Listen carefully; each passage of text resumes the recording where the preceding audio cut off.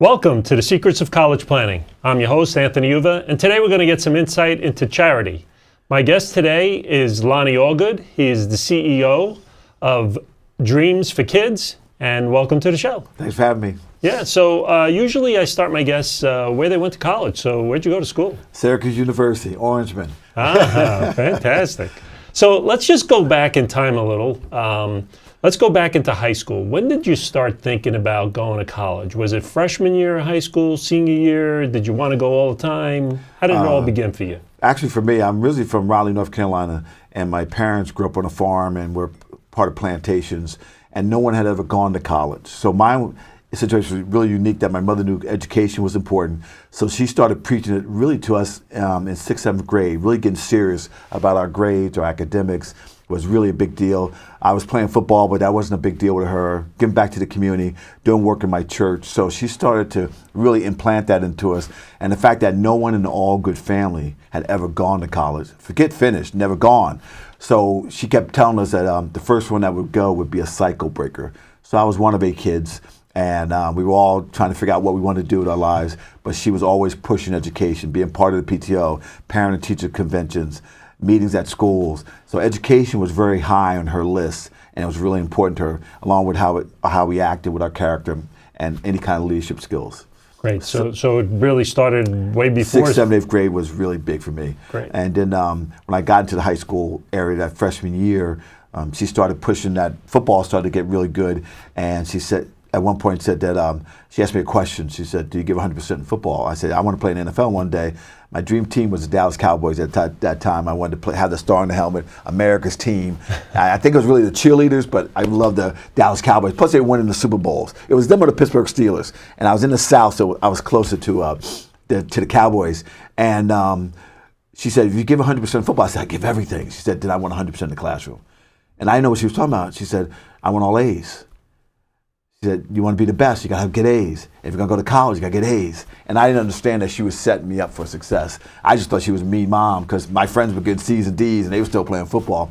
And I always tell kids a story when I go into schools. I said, she set me up for success by demanding me to be the best. So you played football at the college level. Was Syracuse the only college, or did you have other opportunities? I ended up having, because of my grades, I had a high SAT score, had straight A's 4 years in high school because, like I said, my mother wouldn't let me play football unless I got A's. So she forced me to be an A student.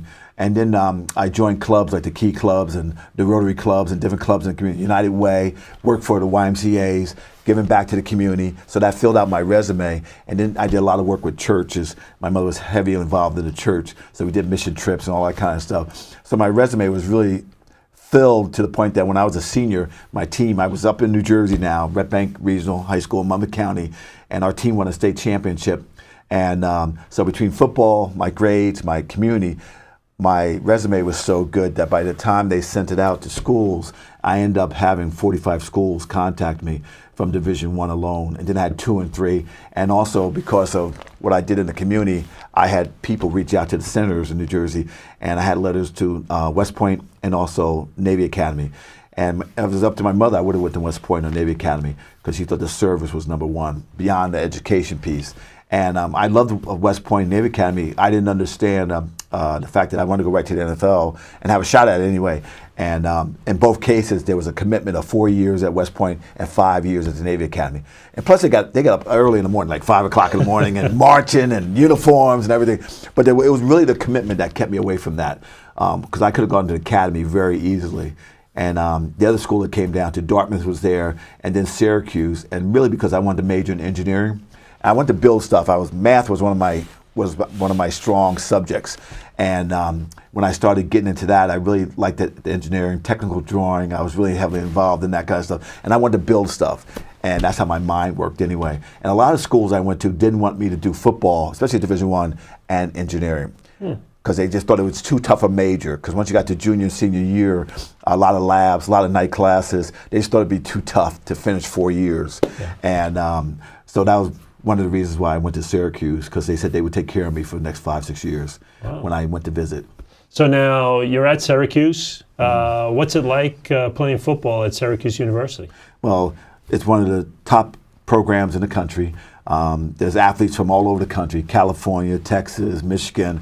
You know, I'm come from New Jersey, this little state, and all of a sudden I'm in there with Florida athletes and guys who are five-star athletes, they would call them. They were just so good, but they were academically strong too, because you couldn't get into Syracuse, because Syracuse really thought they were really Ivy League in some ways. So your education was there. They took care of us in every single way. Playing football, the biggest thing was walking into the locker room as a freshman and realizing that you're not the best person in the locker room anymore. So I saw a lot of guys mentally who were all in different states, but they were smaller states in these big states, and they actually quit in the locker room or quit on the football field because they couldn't handle the fact that they weren't the best anymore. Or they would look at the depth chart and they weren't number 1 anymore, but they might be number 5 or number 6 and might not even play a game for 3 years. So being able to handle all that, I thought was more mental than anything. And my coach, the gentleman who recruited me, Coach Spencer, I'll never forget, he said, all you got to do is stay the course. He kept saying, you know, keep working hard, be the first one to practice, last one to leave. Be in films. He gave us all plans, just as some guys took it, some guys didn't. Some guys wanted to play right away. Some couldn't handle, you know, taking maybe 2 years before you even would step on the field. Yeah. A lot of practice and, you know, being on the practice squad for a while. But the fact that once I got to Syracuse, my first visit there, they really treated me well. I went there in February. I remember it was 10 feet of snow. Being from the South, I could have gone to Penn State or gone down to Tennessee or North Carolina, Florida, Miami. I went to Miami and Miami University. And the key thing was that I just thought they would take care of me academically, and they gave me a shot. At that point, they had over 50 players that had gone to the NFL, so the NFL was right there. And they told me that they would give me I'd come up and do summer school if I wanted to. So they took care of me for 5 years in my contract. Now, how about, you know, a lot of people always talk about it's all about the sport, it's not about academics. What's your take on that when you're at the university? Well, I think every school is different, because I won't name schools, but I went to some schools where they didn't even take me to the classrooms. Or I never met a professor, never met a teacher. And some players would tell me, they would be party schools, and they would tell me that you don't have to go to class here. The professors will take care of you because you're big-time football. Then I went to like a place like Syracuse, which I'm proud to say. I sat down with professors. I sat down in classes. I went and visited classes. I went to the offices of professors, and my advisors sat down with me. They told me that I would have tutors when we would fly from Syracuse to the West Coast. There'd be tutors on the planes. We had mandatory study halls.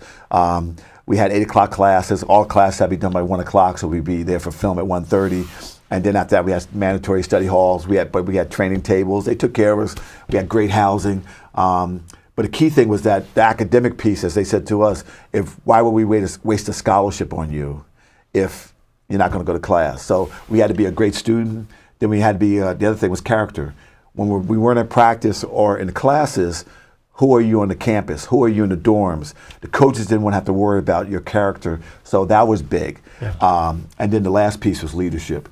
And going into the locker room, they were looking for people to walk in and take the team over, because the peers would listen to peers. The coach could say it 1,000 times, but at some point you start to tune them out. Right. So they were looking for young men to walk in and take over the team and lead them on the field and lead them to victory. So did you make it to the NFL? Yes, I did. I ended up getting drafted as a wide receiver, kick returner, after being an All-American, third-team All-American at Syracuse. I had a lot of records up there. Still do have some. I averaged 23 yards a catch as a wide receiver. And I get drafted by Cincinnati Bengals and didn't even know who they were really, because like I said, I was a Dallas fan. Cincinnati Bengals. And then I hurt my knee. I got traded to the New Orleans Saints. I hurt my other knee there. Then I got traded to the Buffalo Bills. So I was there for a few years. Then I found out that the NFL stands for not for long. And that's why I tell the kids is that you're one injury from it all being over. But the great thing about it is that I had a degree from Syracuse University, which is still going strong today. So great. So now you graduate. How does one go from graduating Syracuse University to becoming CEO of a charity called Dreams for Kids? The main thing was that after the NFL ended, I had to go back and first tell my mother that she was right, because she told me that the NFL stood for not for long and that I needed education. And so the day the Buffalo Bills showed me the door, I was able to now walk into something else. Plan B was already set. So anytime I go into schools, I tell kids that they got to be ready for Plan B, because I don't care. At some point, your body's going to give out. Your desire to be great is going to give out in your sport, no matter what sport it is. Competition, coaching changes. Sometimes the team moves, so you got all these variables, injuries. You don't know what's going to hit you. But the one thing they can't take away from me is your education. That's right here, and that'll take you the next 50 years.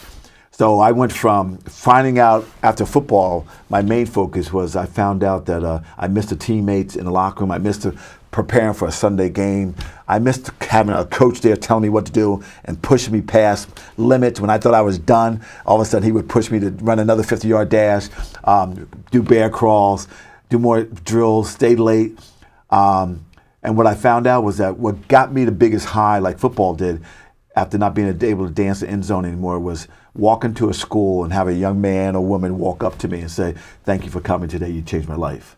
And that's what I found out with Dreams for Kids was there was this hole in our community right now, in our school system, where a lot of kids, especially with technology and everything, were no longer chasing dreams or no longer chasing greatness. As my mother used to tell me, you need to chase greatness because greatness will outlive you. So I saw this hole there that maybe I could fill with my NFL players who wanted to be role models and mentors and advisors to young people and really teach them about life, because someone taught me. Coaches, teachers, parents were all part of my life, and all they were trying to do was invest in me. Yeah. So Dreams for Kids came out of that I wanted kids to chase their dreams. And the charity work came from really when I was in high school. My mother had us doing all the work in the community, joining the clubs, being part of my church, and even when we were in the NFL and in college at Syracuse, we would go out and visit hospitals for kids, especially with kids with cancer. We would do United Way stuff. So that was always there. I think that was always part of my DNA from my mother, and that she used to always say, "Pay it forward." That it always help someone else, and then you'll be helped. So, what are the things that Dreams for Kids does with high schools, grammar schools, high schools, elementary schools? What levels are you working with? What does Dreams for Kids actually do? It's about NFL players who are alcohol-free, drug-free, cigarette-free, and college-educated, going into communities and making schools, kids, and communities better. And that's the real focus. And we do the non-alcohol, drugs, and cigarette stuff because I started out with Project Graduation, Project Prom in the schools. Highway Safety in Trenton hired us 10 years ago to go in and help schools be better, raise money for them, and also raise awareness that they don't need to do any bad behavior to get to their dreams. Yeah. And I just tell them I didn't do it because, first of all, I would upset my mother if I got involved with that stuff, but it had nothing to do with me getting to the Dallas Cowboys. It had nothing to do with me getting to Syracuse University. And I see it now. There was guys in high school who didn't take the same path I did because they took some bad decisions. And so the whole focus of Dreams of Kids is, I know people listen to NFL players. We come in, we say something, their ears are perked up. While we got them, we try to pour in some good news that this would help me get there. Coaches, teachers, advisors were there. And so we work with K through 12. With the young kids, we do Read Across America, go on and read to the kids. With middle school kids, we do career days. And high school kids, we do what I call dream assemblies, where we go in and try to get those kids to realize that if they do the work and work on the character, work on the leadership, work on the academics, that their dreams can come true. And the main thing is, like was able to do, was put together a package where college would want you to be on their university one day and walk their campus, and also put yourself in a position where I didn't realize going to school for free was a big deal in my house. I didn't realize how poor we were, and my mother was excited that because of the package I was able to put together through all the help of my teachers, my parents, my mother, my coaches, that I was attractive to universities, that they would pay for me to come and then give me a chance to go and live out my dream of playing in the NFL. So that's what Dreams of Kids does now is with fundraising also, we go into schools and we do NFL basketball games and flag football, different events where we can raise money for scholarships or raise money for different programs in the schools. And one of the big ones is we do NFL basketball games where we'll bring in 8 to 10 guys from the Giants or Jets or Steelers, and they'll play basketball games against teachers, parents, coaches, and kids, get out our autographs and pictures. But the key thing is that it's a way for the kids to really bring Giant Stadium to the high school and have young kids meet these good role models. Yeah, so how do the schools find you? Do you go actively looking for the schools that end up calling you? How do they find you? Well, both ways. I've been at this 10 years now, so the whole fact is that around the state of New Jersey, we've already been in 200 high schools, whether it's speaking, doing programs, doing camps and clinics, working with Park and Rec, working with Pop Warner Leagues. So we look for different groups to work with. Wherever there's kids, we try to go out and help them and work with them. But they can find us on our website. They can find us through the athletic associations that we work with. But the key thing is that with Dreams for Kids, it's all about coming out and help these dreams come true. Now, do you find high school kids coming up to you after the seminars and things like that? What are some of the questions that they're asking you? Well, one of the things that I think that's hit these high school kids is with the technology, with the phones and computers. A lot of them are thinking that all they got to do is push a button and everything's going to happen. And when we come in and speak to them, we talk about 4 or 5 year plans that we had before technology, and that you have to work hard, set your goals, set your dreams out there, and then have a plan and work it. So our whole focus is hopefully getting to touch someone's life that day where maybe my voice is the right voice that day. And what we find out is a lot of the athletes will come up and ask us questions that, because no one's really hit them hard with tough questions. Like I'll ask them simple things as far as, the difference between right and wrong. Now we're talking about character. You want to be the best. Are you doing the work that goes with it?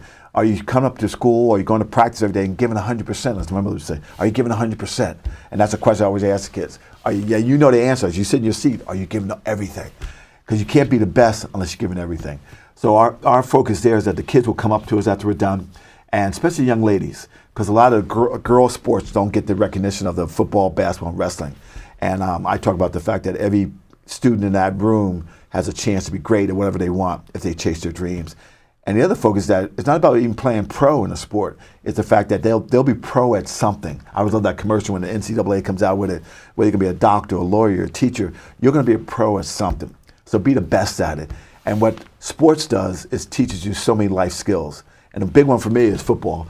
When you get knocked down, get up. And life's going to knock you down every day. And our young people don't know that yet. So if we come in and tell them the truth, and really get tough with them, because maybe no one's been tough, because nowadays I really believe we're building a lot of soft kids because no one's really hard on them. Where my mother would say, if you get knocked down, get up, no blood, keep going, kind of thing. Go out and play and have fun. But that's our focus, is going in and touching lives. But a lot of the questions from the kids is that first of all, they're excited that we came, that we care about them. They're excited about the questions we ask them. We ask them the tough questions, no sugarcoating. Because I look at that, my grandmother used to say all the time that tomorrow's not guaranteed. So when I go in and speak, I make sure that today might be my only day here to say hello to them. So I go right after them. And I know that someone invested in me, that's why I'm here. I want to invest in them. Yeah. So now, how about the teachers and the guidance counselors and things of that sort? Are there types of questions that they're asking that you help them as well? Well, what happens normally before we go in and speak, we'll go to guidance, SACs, the principals, teachers, and we'll say, as we're talking to your kids, do you have any questions you like to ask to us for us to answer to your kids? And one of the things I like to do before I speak in a school, if I can go in a couple days early, I'll just go to lunch, I'll dress down, I'll just act like I'm just another guy in the building. Because one of the things I want to tell the kids is I want to tell them what I saw, not what everybody told me to tell them. And the other key thing is that I'm a CEO of a company, and I tell the kids, just by your dress, your language, how you treat each other, how you disrespect authority, you just failed your first interview. And try to get them to realize that someone's always watching them. Like I love that show, Undercover Boss on TV. Because I always say when I walk into a store and I see kids on their phones, I say, do you know I own ShopRite? And they have no idea, but the fact that someone's always watching and they're not realizing that. And that person, as I tell the kids, the teacher that you disrespect went to college, makes her or he an alumni. They could write you a letter or make a phone call that could change your life. Yet you disrespect them every day. Or you wait 4 years when you're a senior and go back to them, will you write me a letter? When you really haven't done that teacher respect-wise the right thing, so they can be in your corner when everything is going well for you, or you're trying to get into school, or you're trying to get somebody to open a door or window for you. Yeah. So how about when you're at these events and you're creating these events? What type of secret do you get from doing these type of events at the high schools or middle schools or even the elementary schools? I think probably the biggest one for me is that realize how much help everybody needs.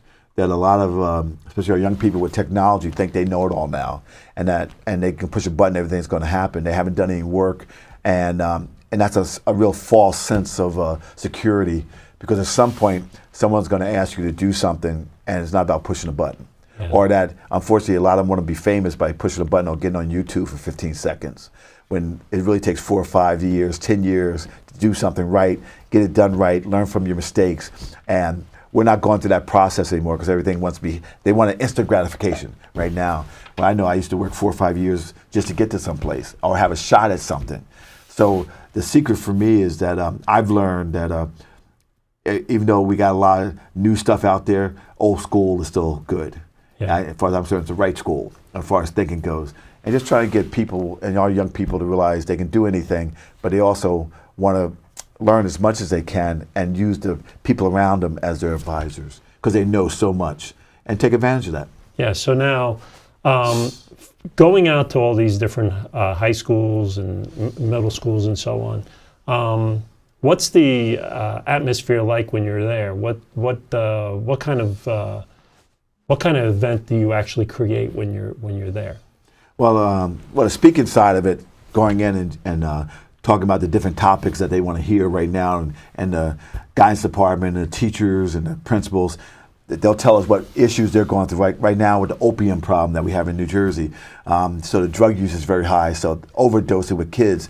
And why are kids doing that? Because I really believe our biggest disease is low self-esteem. So when I walk into a 7th, 8th grade class and I'm talking to 700 kids, at the end of our talk, most kids will walk up and say, I feel better about myself today. Because a lot of kids look in the mirror and they don't like what they see, because they don't think they're a superstar, or they don't think they're beautiful, or they don't think they're smart, whatever it is.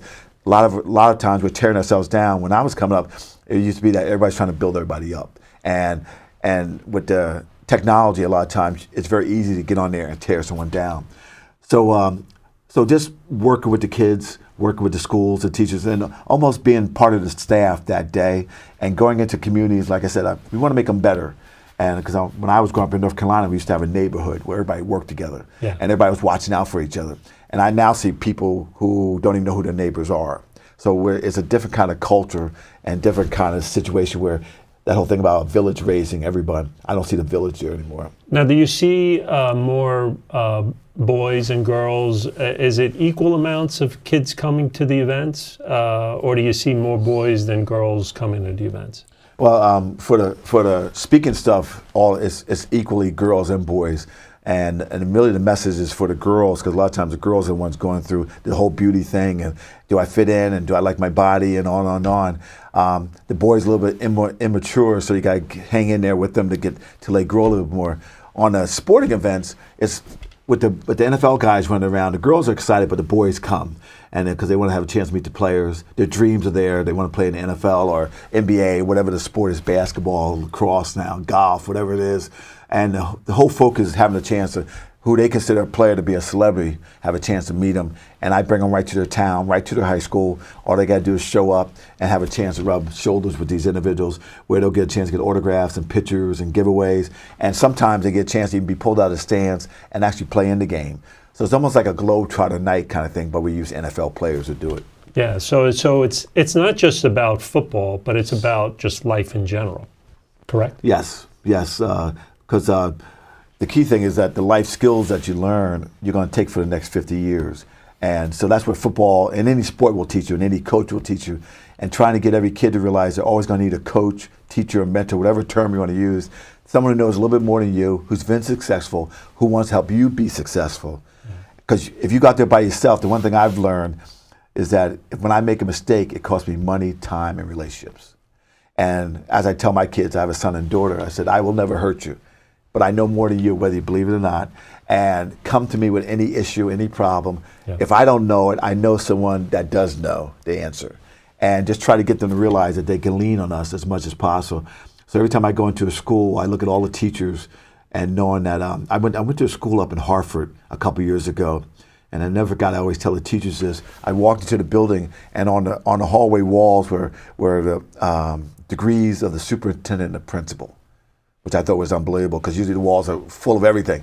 Then when you went down the hallway to the main office, every classroom had the degrees of the teacher who was teaching in the classroom. Wow. You open the door to the classroom, the walls weren't covered with all this stuff. It was covered with degrees and any work the teachers had done. And the whole message, when I met with the principal and superintendent later on, I said, what was the purpose of what you did here? And they said, we always want to remind the kids when they walk to a classroom, don't take the person in the classroom for granted. They've already done what you want to do. They can open up doors and windows for you down the road. Yeah.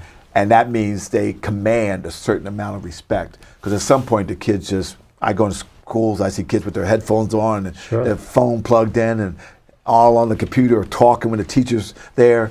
And I just thought that was a unique thing that that principal and that teacher thought every teacher was that important that they had to tell the kids and remind the kids who was actually in the classroom.